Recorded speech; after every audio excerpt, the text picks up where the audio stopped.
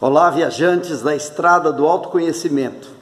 Vamos mais um trecho da nossa jornada com Davi e hoje a gente falando sobre quanto as emoções atrapalham a avaliação dos fatos.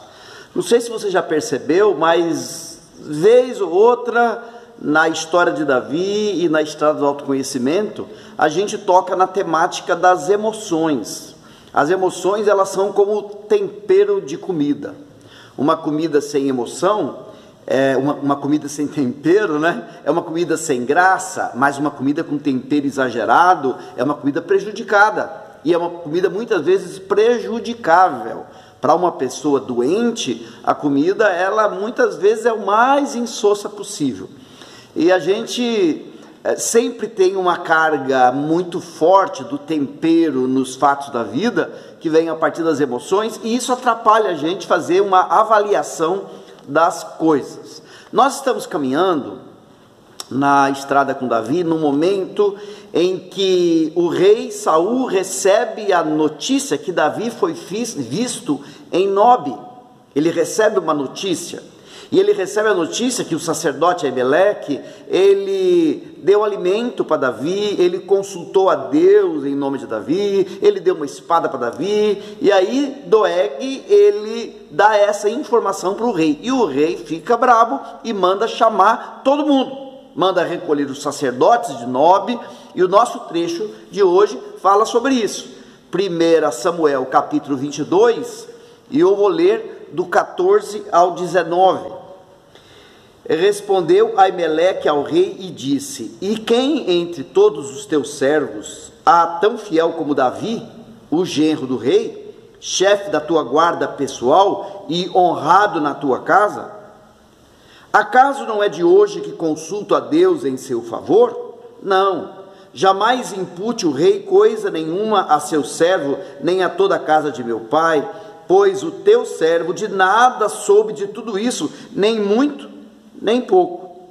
Respondeu o rei: Aimeleque, morrerás, tu e toda a casa de teu pai. Disse o rei aos da guarda que estavam com ele: Volvei e matai os sacerdotes do Senhor, porque também estão de mãos dadas com Davi, e porque souberam que fugiu e não me fizeram saber. Porém os servos do rei não quiseram estender as mãos contra os sacerdotes do Senhor. Então disse o rei a Doeg: Volve-te e arremete contra os sacerdotes. Então se virou Doeg, o edomita, e arremeteu contra os sacerdotes e matou naquele dia 85 homens que vestiam estola sacerdotal de linho. Também a Nobe, cidade destes sacerdotes, passou a fio da espada homens, mulheres e meninos e crianças de peito, e bois e jumentos e ovelhas. A gente tem aqui a pressão que Saul faz sobre o sacerdote Aimeleque. Você sabia e você não me avisou, e por causa disso você vai ser castigado.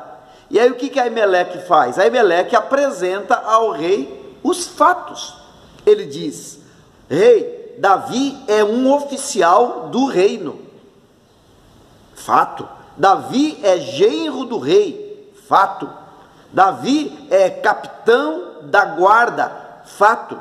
Davi é altamente respeitado. Fato. E não foi a primeira vez que eu, Aimeleque, sacerdote, consultei a Deus em nome de Davi. Fato também.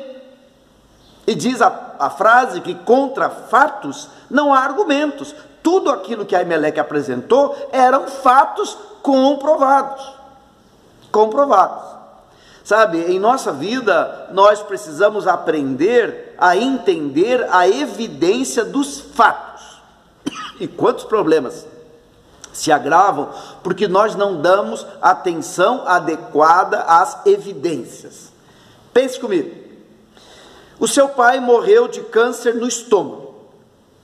E aí você começa a ter uma dor no estômago. E vem o pensamento: ah, eu estou com câncer. E isso desperta em você um medo. A pergunta: dor no estômago é certeza de câncer? Não. É uma evidência? Não. Outra pergunta: uma biópsia que resulta positivo é uma evidência para o câncer? Sim. Então você tem aí fatos. A dor do estômago é um fato, a biópsia é um fato, mas você tem uma emoção que te toma pelo fato de que teu pai teve câncer. E aí, observando essa evidência e tomado pela emoção, você pode ter atitudes erradas, pode ficar desesperado, ou então pode até fugir de uma avaliação mais criteriosa. Eu nem quero saber, se tenho, eu nem quero saber. Então nós começamos com a realidade dos fatos. A emoção, ela despreza a razão dos fatos. Quando você é tomado por uma emoção, você não vai pela razão. Então Saul, ele se recusa a aceitar as evidências, porque ele está tomado por raiva. Aimeleque apresenta as evidências, mas ele está com tanta raiva que ele se recusa, e ele diz para Aimeleque: com certeza você será morto. Em outras palavras, Saul está dizendo: não me interessam os fatos, mas os meus sentimentos acerca dos fatos é o que me interessa. E aí Saul manda matar os sacerdotes, mas os soldados não fazem isso, não levantam a mão contra os sacerdotes. Os soldados, por não estarem tomados por emoção, eles conseguem enxergar a impropriedade daquela sentença. Eles não estão embotados com as suas emoções, e aí eles conseguem perceber que aquela decisão é uma decisão inadequada. Nós também somos assim. Quanto mais forte a emoção, mais embotado o entendimento. Conhece aquela frase? O amor é cego? O amor de verdade não é cego, mas o amor, paixão, o amor, sentimento, ele é cego mesmo. A pessoa tomada pela emoção, ela não consegue perceber as mais claras evidências. Inclusive é por isso que a emoção é um meio de manipulação, tanto por marqueteiros como por embusteiros. A pessoa que quer vender alguma coisa, ela apela à emoção, e a pessoa dominada pela emoção, ela compra, e depois ela fala: não devia ter comprado. Ou então os embusteiros, né? Hoje em dia, quanto que está acontecendo isso? A pessoa liga: olha, você precisa agora entrar no INSS, resolver um problema, senão você vai perder a sua aposentadoria, e a pessoa vai lá, bum, quando percebe, caiu no embuste. Ou então: eu estou aqui com a sua filha, estou aqui com o seu irmão, eu estou aqui, você precisa depositar um dinheiro, senão vai matar, bum, cai no embuste. Então a emoção, e a pessoa que se deixa levar por emoção, ela é facilmente manipulada pelos outros, porque a emoção, ela despreza a razão dos fatos, e agir por emoção resulta em fatos ainda piores. Saul mandou matar os sacerdotes e os habitantes de Nobe. Doeg, que deu o relatório, que era um edomita, veja, você tem os descendentes de Jacó, de onde vem todo o povo de Israel, e os descendentes de Esaú, os edomitas. Então eles são filhos, descendentes de Abraão, mas eles vão por linhagens diferentes. E Doeg, que é o edomita, como ele não está alinhado com o sacerdócio de Israel, ele cumpre a ordem do rei, ele mata todos os sacerdotes. E ele também não está interessado na verdade dos fatos, ele está interessado no proveito que ele pode tirar daquela situação.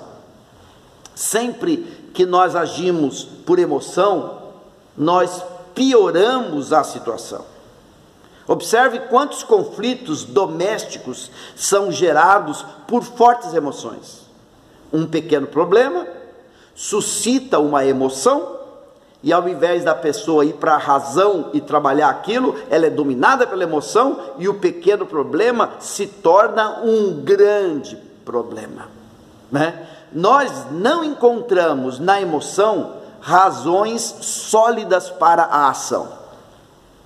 Qualquer ação que você queira tomar, qualquer ação, pergunte: eu estou querendo tomar essa ação por causa de uma emoção que eu estou sentindo, ou por causa de fatos evidentes, né? Você está lá no seu emprego, e aí tem um clima meio chato lá no emprego, você está descontente, as suas emoções estão abaladas, eu vou pedir a conta. Você vai pedir a conta pela emoção que você está sentindo, ou pelos fatos evidentes que você precisa ou deve sair de lá? Assim acontece com casamento, assim acontece com amizades, assim acontece com famílias, assim acontece com negócios.